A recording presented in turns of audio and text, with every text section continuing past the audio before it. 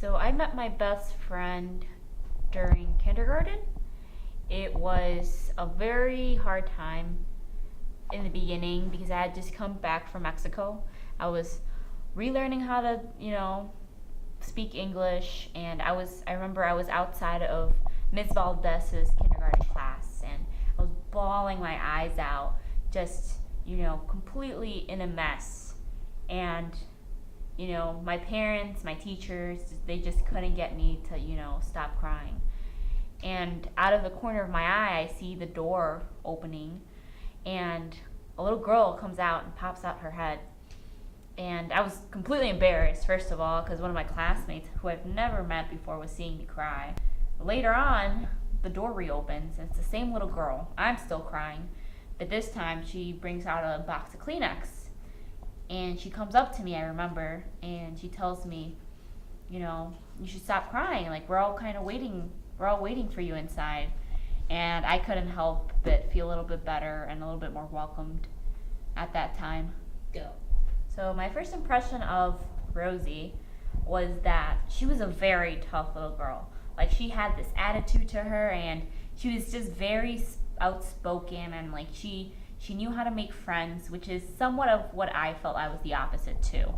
And so her befriending me was in itself a blessing, just because we both learned a lot from each other growing up. We had very similar family dynamics, so we kind of understood where we both came from. And so with that, it helped build a long-lasting friendship, I would say. And like throughout the years, I sort of realized we were becoming best friends when each year we would be in the same class, or we'd be, going to the same school. And it was crazy. We're like, it's meant to be. If we're always constantly being in the same classroom, it's meant to be. We just have to be best friends. And the moment I realized that she was my best friend would have to be during 5th grade, where she wrote for the first time, like, Mariana, you're my best friend. Before, we never really said it. We were always just like, yeah, you're like, you're just my friend. Like, we're, get along well. But we never really said best friend, just for the fact I think we just knew. So being friends for so long, all the memories kind of jumble up together, and you don't exactly remember what was your best moment. Because every time we hang out, there's always a new inside joke or something new that's, going to be in our memories forever. But most recent thing was 2 years ago,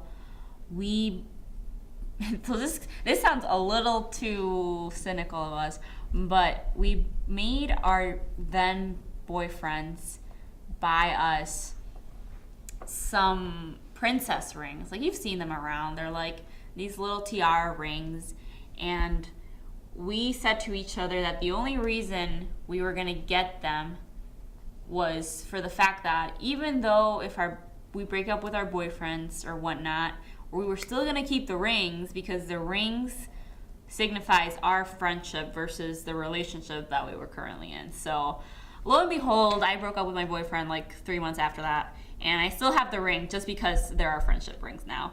And it was decided then and there that those rings were going to signify our unity, I guess, as friends. And so I think that's one of the funnier moments that we've shared recently.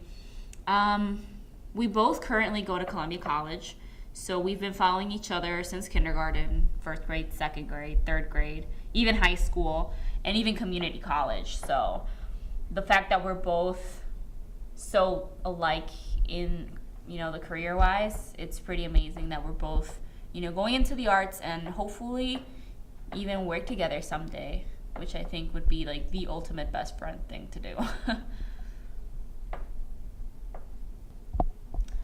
If we're gonna still be best friends in the future, I think so. If it's been 14 years and we've gone through various moments in our lives, both hard, happy, and sad, seeing a future is much easier with her than anybody else right now.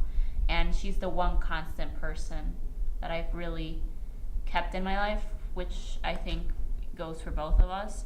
And I think just having known her for so long, it's kind of impossible to be away from her, even now.